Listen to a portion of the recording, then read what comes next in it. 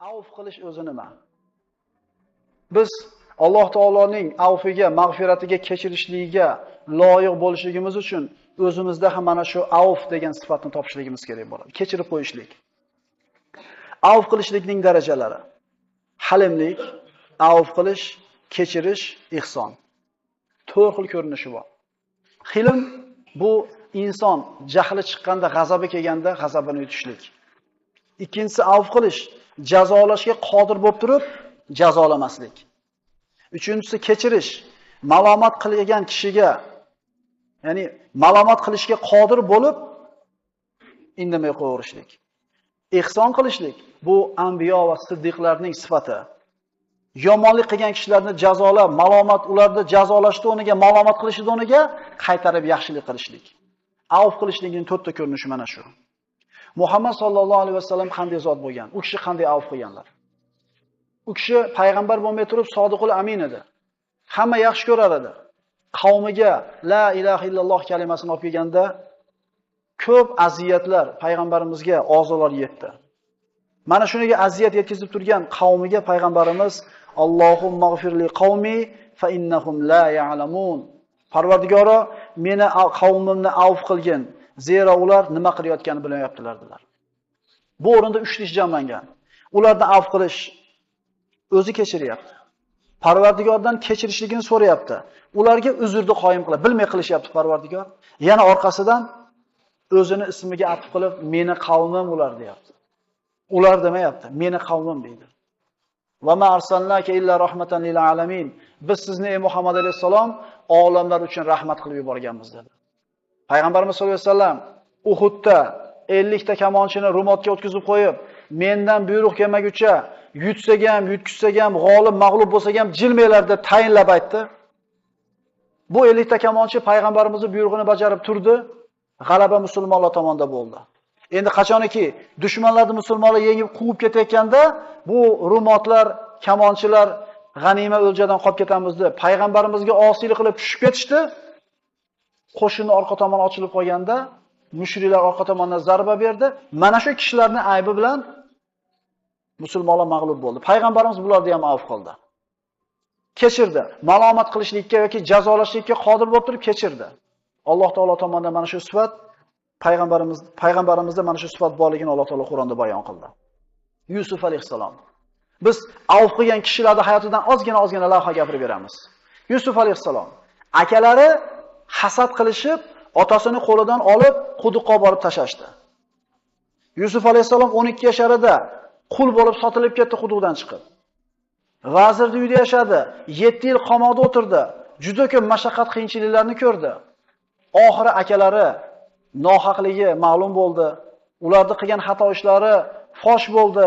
Shunda ukalarining oldida xijolat bo'lib turganlarida ularni avf qilib, la tasriba alaykumul yawm. Bugun sizlar ayblanmaysizlar dedi. Yaghfirullohu lakum. Parvardigorim sizlarni mag'firat qilgan deb ularga istig'for so'radi. So'ngra aytdi, bu ishni sizlar qildinglar deb ma'lumot qilmadi-da. Ba'di min ba'di nazag'ash shaytonu bayni va bayna ikhvati. Shayton men bilan og'a-inilar orasini buzib ig'vo qildi. Ya'ni ayb ish qilgan akalarni kechirdi. Allohdan istig'for so'radi. Yana sizlar qilmadinglar. Shayton vasvasa qilganiga shunday ish bo'ldi dedi. Akalariga uzrni qoyim qildi. Iso alayhissalom u kishi qanday avf qildi? Qavmi toshbo'ron qilar ekan, u kishini haqoratlar ekan, masxaralar ekan, Iso alayhissalom ularga faqat yaxshi gapni gapirar edi. Ular faqat haqorat qilib, xunuk so'zni gapirardi. Iso alayhissalom aytardi: "Kullun yunfiq bima indahu."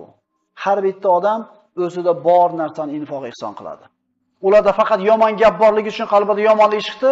Iso alayhissalomda faqat yaxshilik bo'lgani uchun yaxshilik chiqdi. Avf qilishni o'rganaylik. Chunki avf qilishlik ulug' insonlarning sifatlaridan. Alloh uchun avf qilgan narsamizni Alloh taolo mukofotini albatta qiyomat kunida beradi. Avf qilgan kishilardan Abu Bakr Siddiq roziyallohu anhuning qizi Ummul Mu'minin Oysha onamizni munofiqlar ifk hodisasida fahshda, zinoda ayblashdi. Ana shu zino qilganligi haqidagi gap so'z tarqaganida Abu Bakrda o'zini qarindoshi bo'lgan kishi Mustih ibn Usosa Abu Bakrning qarindoshi edi. Abu Bakr bu qarindoshiga ko'p xayr ehsonlar qilib turar edi. Moli ko'p bo'lgani uchun ularni siylab turardi moli dunyosi bilan. Shunaqa Abu Bakrdan yaxshilikni ko'rib turgan Mustah ibn Usosa ham Oysha onamizni fahsh ishni qildi degan kishilardan bittasi bo'ldi.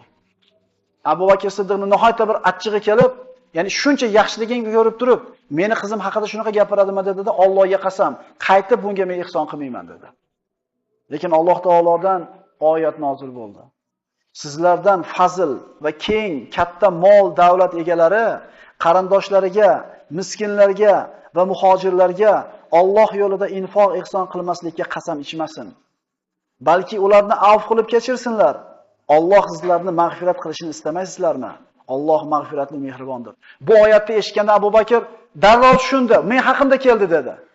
Xohlayman Parvardigor. Meni kechirishingni, afv qilishingni xohlayman dedi.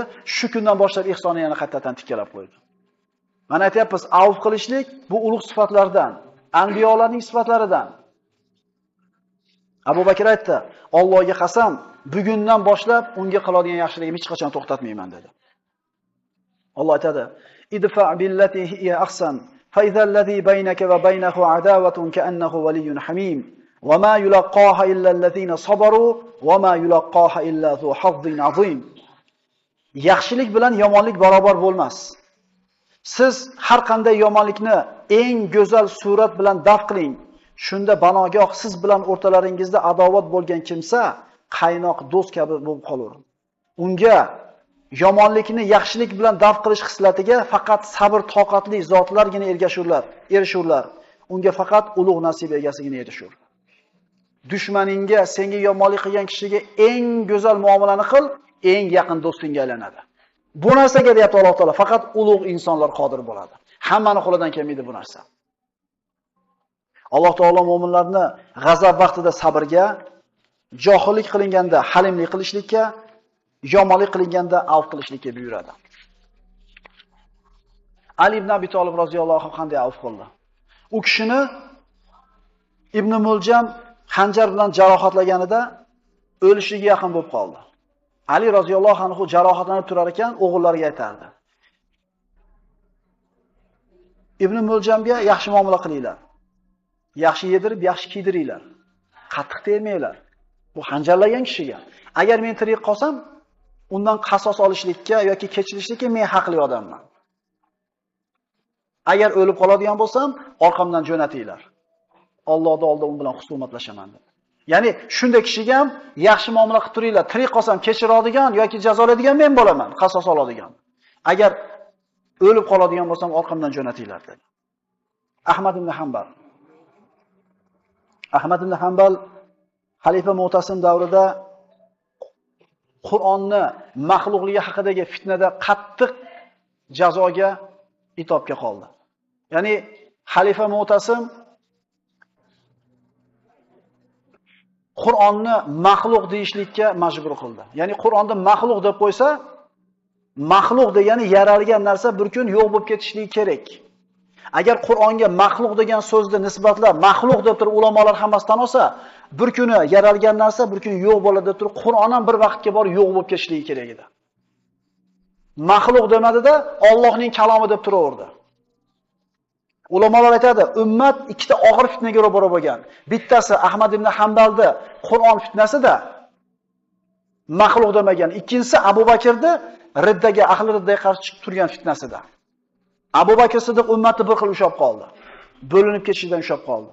Ahmad ibn Hanbal Qur'ondan ajralib qolishlikka ummat sal qolgan paytda Ahmad ibn Hanbalning mana shu qattiq turganligi sabab bo'lib qoldi. Qur'onni maxluq demadi, Allohning kalomi dedi. U kishini uzoq yillar qamoqda hibs qilishdi. Qattiq urib azoblashdi, ustiga sovuq suvlarda sochishdi. Bu fitna xalifa Mutawakkil kelgunga qadar davom etdi. Keyin xalifa bu fitnani tugatdi, Ahmad ibn Hanbalni qamoqdan chiqarishlikka buyurdi. U kishini qamoqdan chiqarishdi. U kishi qamoqda turganda, qamoqda qattiq azob berib azoblagan kishilardan biri Ahmad ibn Hanbalning uyiga bordi. Bordida, men sizni qamoqda qattiq azoblagan kishilardanman. Men sizni oldingizga kechirim so'rab keldim. Meni kechirib qo'ying dedi. Ahmad ibn Hanbal shunga qaratdi, bo'ldi kechirdim, ketavering dedi. Odamlar to'planib qarab turishgan edi. Hozir malomat qilardi, hozir uringlar, tepinglar deydi deb turuvdi. Kechirdim, ketaver dedi. Hali odam xursand ketdi. Yonidagi hamrohlari aytdiki, "Ey imom, shunaqa osonlik bilan kechirib javob beraverasizmi?" dedi. "Malomat qilmaysizmi?" deganida aytdiki, qiyomat kunida deb Ahmad ibn Hanbal aytdi. "Bu birodaringni azoblaganligingdan yoki malomat qilganingdan senga nima foyda bor? Axir qiyomat kunida Alloh taolo hamma ummatni tiz cho'ktirib qo'yadi. Hamma jahannam oldida tiz cho'kib turadi. Shunda nido qiluvchi aytadi: kimi, qaysi bir kishi bir odamni Alloh uchun avf qilgan bo'lsa yoki kimi biroda haqqi bo'lib turib Alloh uchun kechirgan bo'lsa, tursin, jannatga kirib ketsin deyiladi. U kunda faqat birodarini avf qilgan kishilargina jannatga kiradi. Faman afa va aslaha fa ajruhu alalloh. Kim avf qilib isloh qilsa, uni ajri Alloh taoloning zimmasida bo'ladi. Avf qilishni o'rganaylik. Ba'zi bir bo'lgan ishlarda Alloh taolo uchun avf qildik deb turib kechirsak, inshaalloh oxiratga o'tib boradi. Sizni urgan odamni bir mush urib olarsiz, qancha maza qilasiz? Sizni so'kkanda bor bir marta so'kib olarsiz, qancha maza qilasiz?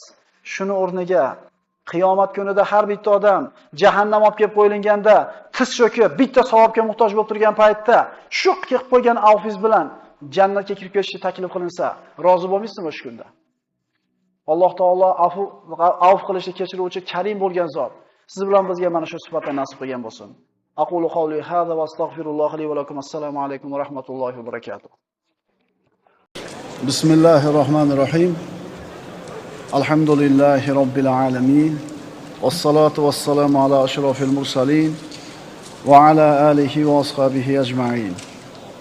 Allahumma allimna ma yanfa'una وانفعنا بما علمتنا وزدنا علما اللهم أرنا الحق حقا وارزقنا اتباعه وأرنا الباطل باطلا وارزقنا اجتنابه واجعلنا ممن يستمعون القول فيتبعون أحسنه وأدخلنا برحمتك في عبادك الصالحين أما بعد السلام عليكم ورحمة الله وبركاته بسم الله الرحمن الرحيم Saodatning shartlari. Kechagi suhbatimizda birodarlar fikr qil, shukr qil. Mana shu xulosa bilan chiqib ketdik.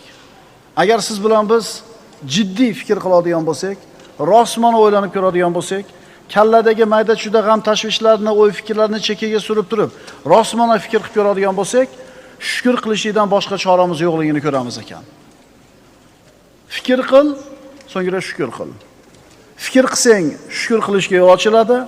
Agar shukr qilsang, senga berilgan ne'matlar ziyoda bo'ladi. Bugun ikkinchi darsimiz. Saodatning ikkinchi sababi o'tgan narsa o'tdi, ketdi. O'tgan narsa o'tdi, ketdi.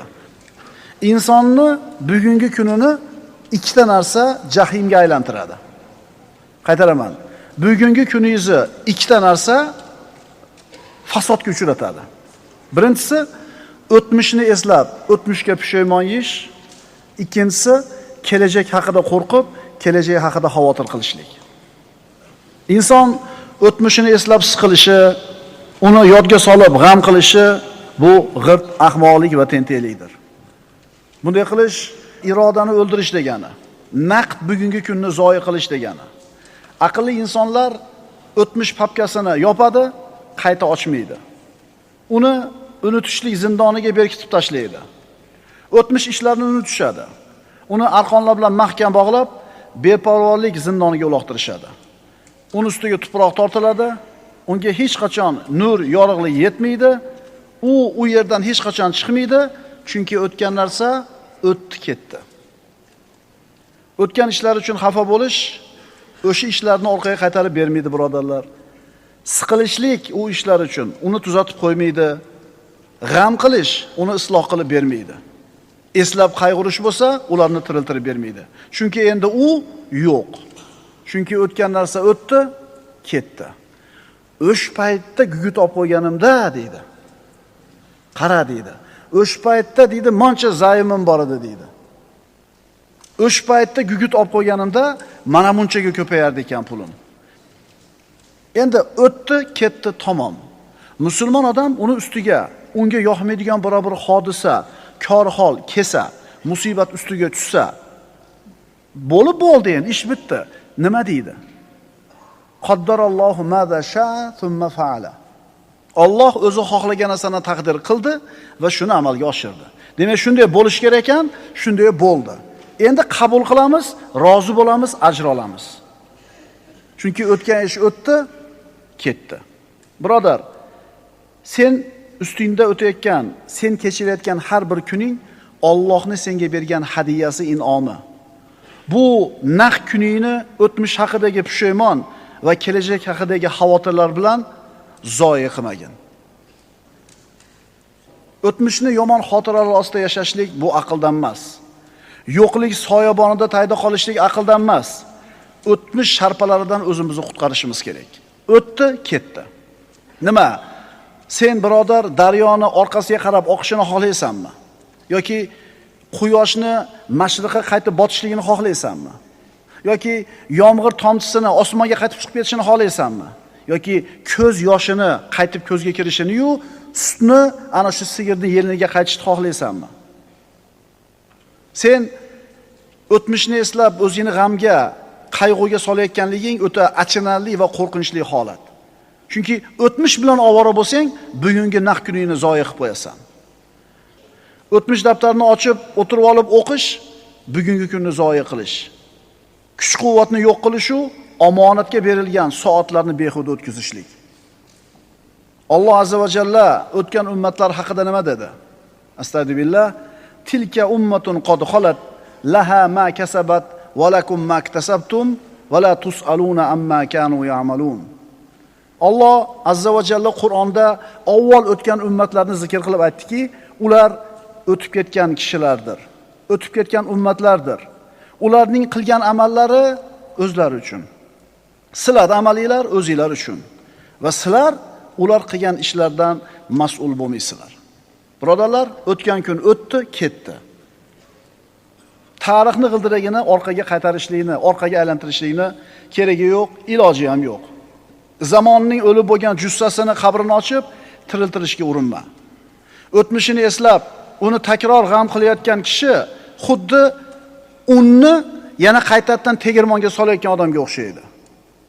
O'tmishni eslab, uni g'am qilayotgan odam xuddi to'ponni yana aralamoqchi bo'layotgan odamga o'xshaydi. Eshakka aytilar ekan, nimaga kavshanmaysan? Yolg'onni yomon ko'raman der ekan. Ya'ni chaynalib, yutib bo'lgan narsani qaytadan olib kelib yana chaynashni nima keragi bor? Musibatimiz nimada, birodarlar? Bugungi kunimizni isloh qilishlikni uddalay olmaganligimiz uchun o'tmishimiz bilan ovora bo'lib, o'tmishni gapirib o'tiramiz. 10 soat gapiring, 20 soat gapiring, o'tmishni gapirganligingiz sizga hech qanday foyda bermaydi. Ha, birodarlar, o'tmishni undan ibrat olishlik uchun, undan o'zimizga va'z nasihat olishlik uchun eslab qo'yishligimiz joiz. Ammo o'tmish bilan yashab bo'lmaydi-da. Bugungi kunimizdagi kamchiliklarni chiroyli suratda bir chekkaga surib qo'yib turib, o'tmishimizning vayronalari bilan ovoramiz. O'tmish kimning ovozini bo'g'ib turgan bo'lsa, bas bu inson kelajakka xitob qila olmaydi. Chiroyli gap ekanmi? O'tmish kimni ovozini bo'g'ib turgan bo'lsa, bu inson kelajakka xitob qila olmaydi. Faqat o'tmishini g'ami bilan, o'tmishini eslab siqilib o'tirgan odam kelajakka bir qadam qo'ya olmaydi degani. Ma'qulmi? Shunaqa odamlar bor albatta oramizda. Shikoyat qilaveradi. Menga anaqa qilib bermagansizlar o'shunda, menga mana qilib bergansizlar o'sha paytda. Ha, bo'ldi, endi o'tib ketdi, gapiraverasan bu narsani. Yana o'tmish haqida yana bir ajib gap. Kim o'tmishga qaytaveradi? Kim o'tmishni eslayveradi? Bugungi kunida quvonchni topmagan inson o'tmishiga takror qaytaveradi. Bugungi kunida yaxshilikni topa olmayaptimi? Bugungi yashayotgan kunda xayriyatni ko'ra olmayaptimi? Xayriyati yo'qmi? Shu odam o'tmishni eslayveradi. Ma'qulmi? Avvallari yaxshi edi. Shakar 78 tiyin edi. Gugut 1 tiyin edi. Hech kim bekor emas edi. Hammani oyligi bor edi. Hozirchi? Hozir nima? Hamma bekarchimi? Birodar, bugungi kuningni qarada, sen mana shu Sovet davrini eslayotgan bo'lsang, u paytda masjidlar bunaqa emas edi. Hajga umraganda xohlagan paytda borganda bora olmas edi. Nikoh o'qigani, janoza o'qigani, Qur'on o'qib, pato o'qib bo'lgan odam topilmas edi. Bugungi kuningdagi yaxshiliklarni qaraginda, avvalgi davridagi yaxshilikdan ko'ra ko'proq narsa bor. Demak, bugungi kunida xursandchilikni, quvonchni topa olmagan inson o'tmishiga qaytaverar ekan. Siz o'zingizdan so'rang-da.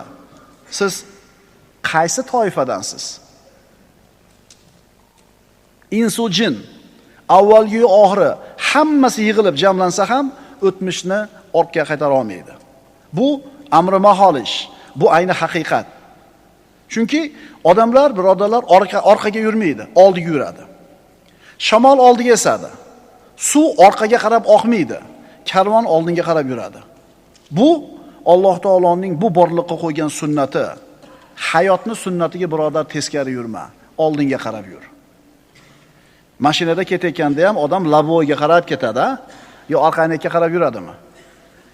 Hadeb orqaga o'giravergan odam yurib ketar ekan, qoqilib yiqilib ketishi xavfi bor. Agar o'tmishing seni hali ham qo'yib yubormayotgan bo'lsa, demak u hali sen uchun o'tib tugamabdi. Agar o'tmish seni hali ham qo'yib yubormayotgan bo'lsa, demak o'tmish sen uchun tugamabdi. O'tmishni doim eslab o'zing bilan birga olib yurishlik sen uchun og'ir yuk hisoblanadi. Ya'ni ikkala qo'ling ham o'sha bilan band. Endi bugungi kun uchun o'tmishni tashasang, yuking yengil bo'ladi va ikkala qo'ling kelajak uchun, bugungi kun uchun bo'shaydi. Ha birodarlar, bir yo'li unutib olishlik, esdan chiqarib olishlik degani emas bu. Chunki o'tmishini unutganlar yana shu o'tmishga takror kirib qolishlari ehtimoli bor.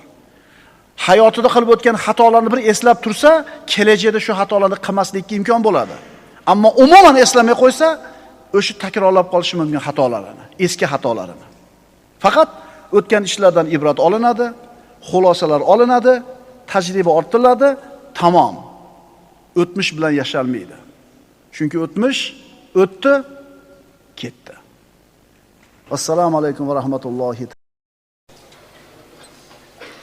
Bismillahirrohmanirrohim. Alhamdulillahi robbil alamin va aqibatu lil muttaqin.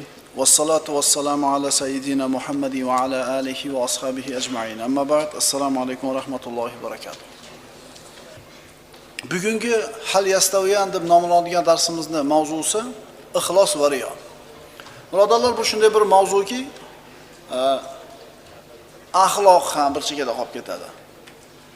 Ota-onaga yaxshilik qilish ham bir chekada qolib ketadi. Namoz ham bir chekada qolib ketadi. Ro'za ham bir chekada qolib ketadi. Agar ixlos bo'lmaydigan bo'lsa. Ikki kishi yonma-yon turib namoz o'qiydi. Bir xil namoz. Ikki kishi bir xil Ramazon ro'zasini tutadi. Bir xil haj qiladi. Bir xil Qur'on o'qiydi. Bir xil amallarni qiladi. Ammo ikkalasini yonma-yon turib shu amalni qilayotgan ikkala odam o'rtasida osmon bilan yerchalik farq bor. Vaholanki ikkalasi bir xil amalni bir vaqtda qiladi. Farqi nimada? Ularning biri xolis Alloh uchun amal qiladi, ikkinchisi riyo uchun. Odamlarning ko'zi uchun, odamlarning maqtov uchun. Astagfiru billah. Havaylul lil musallin alladina hum an salatihim sahun alladina hum yura'un va yamna'un al-ma'un. Bas namozlarini unutib qo'yadigan kimsalar bo'lgan namozxonlarga halokat bo'lganki, ular riyokorlik qiladigan va ro'zg'or buyumlarini ham man qiladigan kimsalardir. Namoz o'qiydi, tursa yalqovlik bilan turadi, o'qisa odamlarning ko'zi uchun o'qiydi. Riyo, ixlos. Bu ikkisi hargiz teng bo'lmaydi, birodarlar. Alloh taolo Qur'onda "Va ma umiru illa liya'budulloha muxlisina lahud-din" deb marhamat qildi. Holbuki ular faqat yagona Allohga, u zot uchun dinni xolis qilishga buyurilgan edilar. Din xolis Alloh uchun bo'lishi kerak. Qilayotgan har qanday savob amalimiz yoki tark qilayotgan har qanday ma'siyat, gunoh amali bo'lsin, birini qilishdan, birini qilmaslikdan maqsad Allohning roziligi. Agar Allohning roziligini yonboshiga odamlarni, xalqni, mahallangizni roziligi qo'shiladigan bo'lsa, bu amal, birodarlar, ixlos bo'lmaydi unda. Mo'min odam qilish kerak bo'lgan amallarning eng og'iri bu ixlos. Ixlos. Muxlis banda xolis ish qiladigan banda. Qalbi Allohga aylangan bo'ladi. Riyokor odamlarni qalblari esa odamlarni maqtoviga, odamlarning so'ziga bog'langan bo'ladi. Muxlis bandaga qilgan savobli amali uchun odamlar maqtasa ham, maqtamasa ham baribir qilaveradi. Ammo riyokor odam odamlarning so'ziga, odamlarning unga bo'ladigan munosabatiga qarab turadi. Maqtasa qiladi, maqtashmasa qilmay qo'yadi. U savob Alloh uchun qilinishi kerak edi, bandalar uchun emas. Bandalar uchun qiladigan bo'lsang, qilmay qo'yganing ma'qul edi. Astagfirullah. Va idza qamu ila as-salati qamu kusala yurauna an-nasa va la yadhkuruna Alloha illa qalila. Riyokorlarni Alloh taolo aytadi. Va qachon namozga tursalar, dangasalik bilan xo'ja ko'rsinga turadilar va Allohni kamdan kam yod olurlar. Namozga turadi, lekin yalqonlik bilan turadi. Allohni eslamaydi bular. Namozni xolis Alloh uchun o'qigan kishi bilan namozni odamlarning ko'ziga o'qigan kishi. Bu kelasi hargiz teng bo'lmaydi. 3 ta odam bilasizlarmi, jahannamga birinchi bo'lib kiradigan odamlar? Kimlar ular? Ular mushrik bo'lmaydi. Ular murtad bo'lmaydi. Ular kofir bo'lmaydi. Ular musulmon bo'ladi. U 3 ta amalda qilgan odamlar shunaqa odamlarki, bu amalni ancha-muncha odam qila olmaydi. Birinchisi kim edi? Qori edi. Qur'onni yodlagan qori, jahannamga birinchi bo'lib tashlanadiganlardan. Ikkinchisi, topgan moli dunyosini Allohning roziligi yo'lida infoq ihson qilgan kishi bo'lardi. Ikkinchi bo'lib bu tashlanadi. Uchinchisi, Allohning yo'lida jihodda qatnashib, shu yerda jonini taslim qilgan shahid tashlanadi. Dunyodagi eng qiyin ishlar: ilm o'rganib, ilm o'rgatish, qiynalib pul topib Alloh yo'lida sarflash va o'zini jonini Allohning yo'lida fido qilishlik. Nima uchun bular birinchi tashlanadi? Chunki bularning uchalasini ham niyati Allohning roziligi emas edi. Boyaga moli dunyosini sarf qilganga aytadi Alloh taolo qiyomat kunida. Odamlar seni xotamtoy, saxovat pesha deyishlari uchun qilgan eding, niyatingni bilardim. Alloh biladi niyatini. Odamlar seni xotamtoy dedi, sur buni jahannamga uloqtiriladi. Qorini olib keladi. Sen odamlar qori deysin deb Qur'on o'qiding, yodlading. Qoyil qoldirish uchun o'qiding. Va bitta ham luqma olmas ekan, va ovozi ham zo'r ekan. Qayoqqa borganda to'rga chiqarish, mana shu maqsadda o'qigansan. Odamlar maqtadi, to'rga chiqding, qori degan nom bilan yurding, sur jahannamga buni deydi. Uchinchisi, Allohning yo'lidagi jihodda qatnashgan, aniq jihod bo'lgan joyda qatnashgan. Dushmanlar tomonidan qatl qilingan, ammo o'lib ketsam shahid bo'lib o'tib ketdi deyishadi, meni orqamdan falonchi rahmatli shahid deyishadi deb qilgan. Alloh taolo uni ham niyatiga yetkazdi. Jangga qatnashding, o'ldirilding dushmanlar tomonidan, odamlar seni shahid dedi, mukofotini olding, sur jahannamga deydi.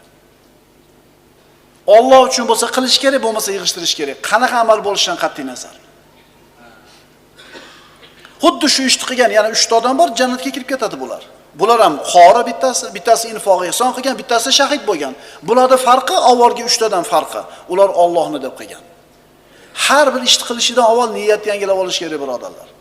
Har bir ishni qilishidan oldin. Bugun taravaga kelyapmizmi, niyat yangilab olaveraylik. Chiqib ketayotganda nima deb chiqib ketyapsiz, bilmaysiz-da. To'xtab, Parvardigor, seni roziliging uchun, o'zing rozi bo'lishing uchun chiqib ketyapman deylar. Ha, albatta birodarlar, ixlos musulmon odam ustidagi eng qiyin amal hisoblanadi. Payg'ambarimiz sollallohu alayhi vasallam mana shu ixlos ustida siz bilan bizdan xavotir qilganlar. Aytganlar: "Inna akhwafa ma akhafu alaykum ash-shirkul asghar." Men sizlarning ustingizda qo'rqadigan eng xatarli narsa kichkina shirk dedilar. Sahobalar kichkina shirk nima ya Rasululloh deydi. Rasululloh aytdilar, riyo dedilar. Riyo, xo'ja ko'rsinga ish qilishlik kichkina shirk deyiladi. Shirk o'zi nima edi? Butga sig'inish, toshga sig'inish, Allohdan boshqaga sig'inishlik. Mana shu narsa shirk edi.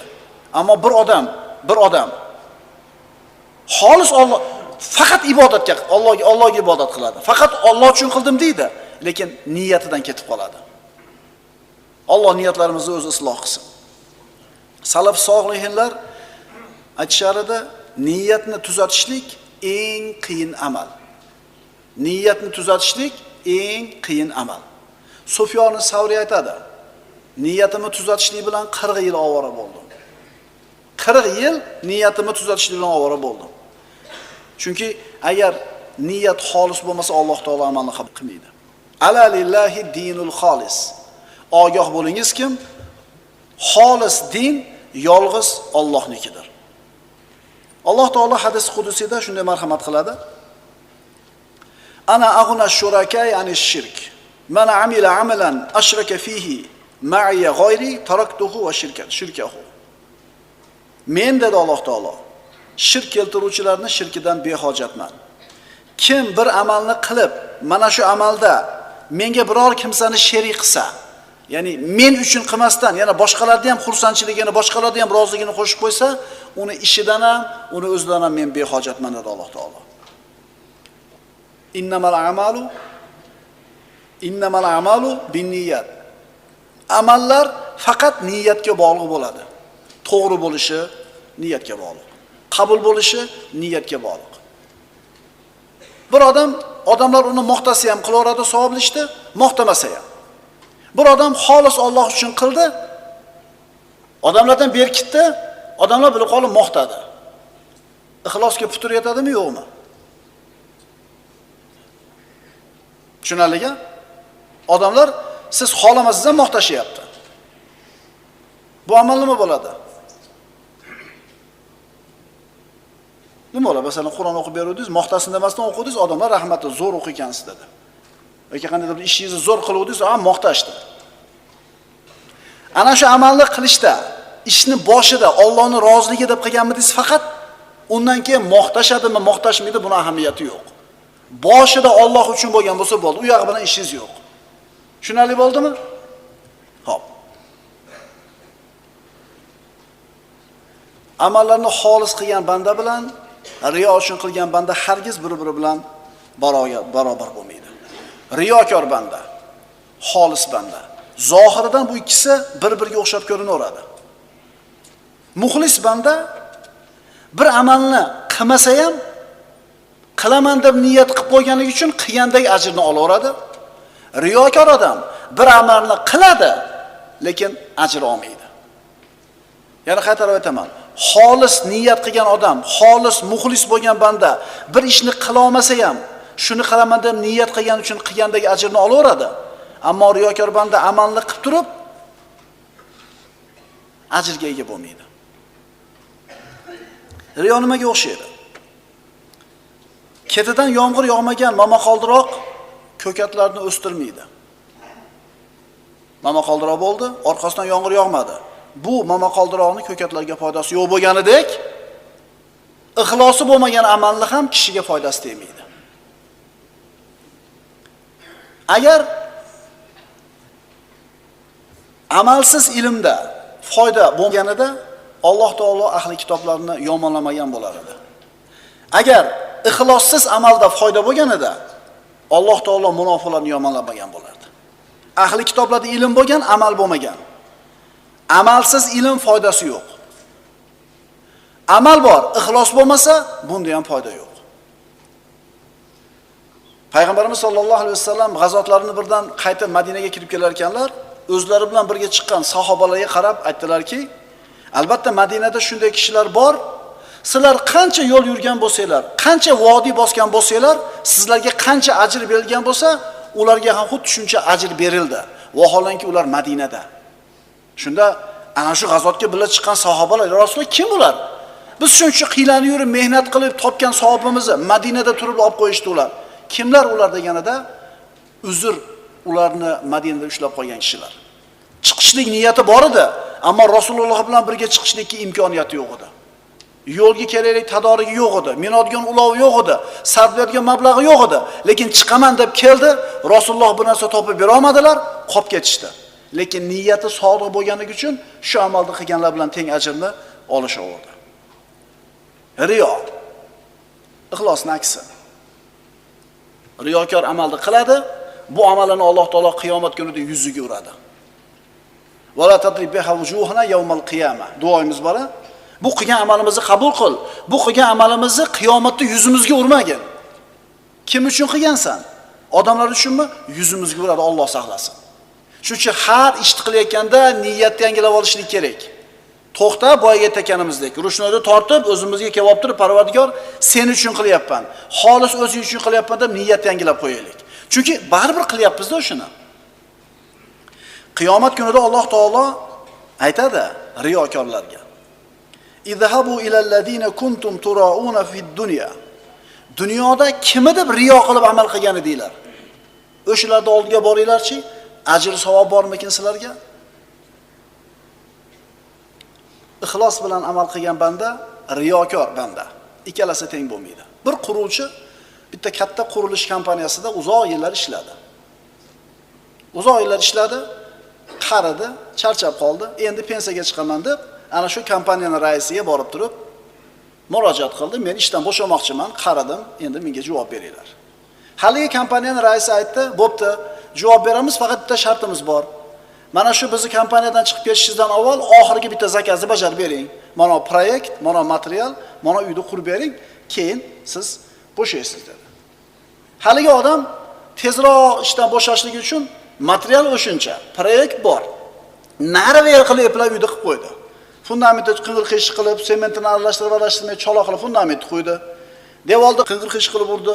Abdelkani qo'ldan o'tkicha, egasidan yetkicha degan qabilda qildi. Nari-ver uyni eplatida tezroq topshirsa-yu, bo'shasa. 1 yilda bitadigan ishni 3 oyda bitkizdi, olib kelib kalitni qo'liga topshirdi. Xo'jayin oldi, rahmat dedi. Mana shuncha yil xizmat qildingiz, mana oxirgi zakazni ham bajardingiz.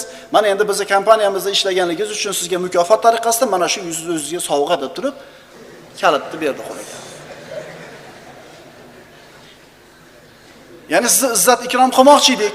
Mana shu oxirgi qurgan uyingizni sizga mukofot qilib bermoqchi edik. Mana kalit sizga dedi-da, uyini o'ziga berdi.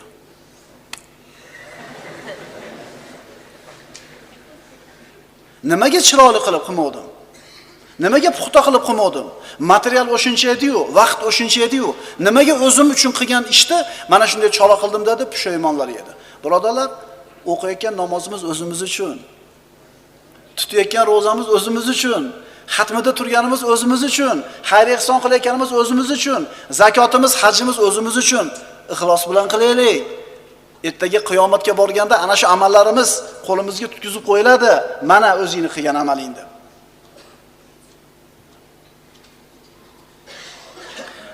Muxlis bandani, xolis bandani Alloh taolo o'zi saqlaydi. Shaytonning makirlaridan omonda saqlaydi. Qarang. Shayton odam bolasini vasvasa qiladi.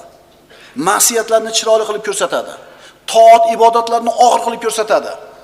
Chunki Alloh taologa ahd bergan. Endi odamlardan o'zini ulushini olyapti shayton. Vasvasa qildiryapti, vasvasa qilyapti, gunohlarga yetalyapti, haqqini olyapti. Endi musulmonlarning ayrimlaridan ham shayton o'zini ulushini albatta oladi. Namoz o'qitmaydi, Ramazon kelganda roza tuttirmaydi, issiq deydi, kasalsan deydi, xullas haqqini oladi. Qala fa bi'izzatika la ughwiyannahum ajma'in illa ibadaka minhumul mukhlasin. Otamiz Odam alayhisalomni Alloh taolo jannatdan chiqardi, shaytonni la'natladi. Shaytonga qiyomatgacha yashashlikka muhlat bergandan keyin shayton aytdi: "Endi sening qudratingga qasamki, albatta ularning hammasini yo'ldan ozdirurman, odam bolalarini. Magar ularning orasidagi muxlis bandalaringina haq yo'ldan ozmasdan qolurlar." Qarang, shayton musulmonni fahshga buyuradi. Toatdan qaytaradi. Shaytonga itoat qilmaydi. Savobli amalda qilma deydi, musulmon itoat qilmaydi, savobni qilaveradi. Gunohni qil deydi, musulmon itoat qilmaydi. Savobni ham qiladi. Endi qarang. Musulmon shaytonga osiy bo'ldi, itoat qilmadi shaytonga, savobni qildi, gunohni tark qildi. Shayton ulushini olamadimi? Olamadi. Yo'q, hali umidini uzmaydi u. Amalda qilib bo'lganingizdan keyin gap yo'q. Qoyil. Shuncha vasvasa qilsam ham egilmading-a? Shuncha pulni ehson qilib turib, bitta odamga indamading-a? Qara-ya, bir kechani namoz bilan o'tkazib yording-a? Qoyil. Shuncha oldingda fitnalar tursa ham bittasiga parvo qilmading-a? Amalda qilib bo'lganingizdan keyin o'zingizga o'zingiz baho bergizib turib, ulushini olib qo'yadi. O'shuning uchun bizdan biror bir savob amal sodir bo'lsa, aytaylikki, Alloh muvaffaq qildi. Alhamdulillah, Alloh tavfiq berdi. Chunki o'zingizga qolganda qila olamidingiz? Bizdan nima amal sodir bo'lsa, Allohdan. Nimaiki savobli ish qilsak, nimaiki to'g'ri ish qilgan bo'lsak, Allohdan, nima xato kamchilik bo'lgan bo'lsa, o'zimizdan. Muxlis banda uchun oshkorami, maxfiymi farqi yo'q. Odamlar ko'radimi, ko'rmaydimi farqi yo'q, qilaveradi. Ammo riyokor odam, odamlar ko'rmasa, odamlar maqtamasa, odamlar gapirmasa, hargiz amal qilmaydi. Shuning uchun birodarlar, nafil amallarning eng yaxshisi qaysi bilasizmi? Uyingizda qiladiganingiz. Chunki uni hech kim ko'rmaydi. Imom Ahmad u kishini ummat ichida qanchalar qadri baland bo'lishiga qaramay, martabasini u bo'lishiga qaramasdan aytar edi. Qani edi men Makkani hech kim ko'rmaydigan shaharlarida yashasam, birov meni tanimasa. Ixlos sababli odamlar u kishini tanishini istamas edi. Hozirgi yoshlarda oldiga qo'yadigan maqsadlardan bittasi pul, bittasi mashhurlik, populyarlik bo'lish. To'g'rimi? Nimaga suratga oladi mana qilib? Nimaga anaqa sotsial setlarga qo'yadi? Like qo'yinglar deydi. Shu odamlar unga diqqat e'tibor qilishini xohlayapti-da, odamlar uni maqtash kerak edi. Suratingni ko'rdik internetda, zo'r chiqibdi. Bu insonlar qarang, qiyomatgacha keladigan ummatga xizmat qilib qo'ygan odamlar shunday kitoblarni yozib, shunday ishlarni qilib qo'yib turib, birov tanimas edi meni deyishyapti. Tushunchalarimiz qanchalar buzilib ketganini. Imom Shofiy 4 ta mazhab boshining bittasi. Imom Shofiy aytar ekan, qani edi men o'rgatgan ilmni odamlar o'rgansa-yu, menga nisbat qilishmasa keyin. Muxlis banda qilgan savobli amalini yashiradi, xuddi aybini yashirgandaqa. Muxlis banda qilgan savob amalini yashiradi, xuddi aybini yashirgandaqa. Bizda ham shunaqami hozir? Birodar, yashiring qilgan amalingizni. Yashiring, xuddi aybingizni yashirgandaqa. Agar muxlis bo'ladigan bo'lsangiz. Maqtasda to'xtang, birodar. Qo'ying, yig'ishtiring. Maddoqni yuzga tuproq chachiladi degan Rasululloh sallallohu alayhi vasallam. Bizda yo'qmi shu narsa? Kecha deydi, bitta qo'y so'yib, mahallada yetim bolalarga qo'yib, shunday tarqatib chiqdi deydi. So'rayaptimi sendan biroq? Amaling nima qilasan, habada qil. Indamay yashirib qo'yaver. Yashirib qo'yganingdan keyin ham odamlar gapirsa, unda mayli. Alloh taoloning hadiyasi bo'ladi u senga. Imom Malik 4 ta mazhabning boshliqlaridan bittasi. Imom Malik o'zini Al-Muvatta degan kitobi bor. Endi xuddi shu Imom Malikni shu Muvattaga o'xshagan kitobini boshqa olimlar ham yozgan. Imom Malikning Muvattasidan ko'ra kattaroq kitoblarni yozgan, lekin ularning hammasi qolgani yo'q. Nimaga Imom Malikning Muvattasi qoldi? Birodarlar, qaysi ishda boshlanishida ixlos bo'lsa, shu amalda samarasi ko'rinadi, tamomiga yetadi. Ayrim kishilarni qilgan amallari, yozgan kitoblari qoladi, ayrimlarniki qolmaydi. Nimaga bog'liq ekan bu? Ixlosga bog'liq ekan. Shuning uchun har birimiz o'zimizni qilayotgan amallarimizni tekshirib turishimiz kerak. Ixlos bo'lishligi kerak. Ixlossiz amalda foyda yo'q. Innamal a'malu binniyat. Amallarni to'g'ri bo'lishi, qabul bo'lishi faqat niyatga bog'liq. Darsimizning nihoyasi Alloh taolo payg'ambarimiz sollallohu alayhi vasallamga buyurdi: "Qulillaha a'budu muxlisan lahu dini." Ayting ey Muhammad, men yolg'iz Allohga, u zot uchun dinimni xolis qilgan holimda ibodat qilaman. Nima qilsak Alloh uchun qilaylik. Iyyaka na'budu va iyyaka nasta'in. Maf'ulun bihi fe'ldan avval kelyapti. Sengagina ibodat qilamiz, sendangina yordam so'raymiz. Agar bir bandani amallari ko'p bo'lsa, katta bo'lsa, hammani ko'zga tashlanayotgan bo'lsa-yu, agar ixlosi bo'lmasa, bu amal insonni halokatga olib boradi. O'zini halokatga olib boradi, oila ahlini. Astag'firu billah. Innal khosirina alladina khasiru anfusahum va ahlihim yawmal qiyamah ala zalika huval khusranul mubin. Albatta ziyonkorlar qiyomat kuni o'zlariga ham, ahli oilalariga ham ziyon qilguvchi kimsalardir. Ixlosi yo'qmi sizda? Oilangizda ixlosi yo'qmi? Siz ham zarardasiz, oilangiz ham zararda. Ogoh bo'lingiz kim? Ana shu guna ochiq ziyonkorlikdir. Muxlis banda, riyokor banda. Bu ikkisi hargiz teng bo'lmaydi. Aqulu qawli hada va astagfirulloh li va lakum. Assalomu alaykum va rahmatulloh.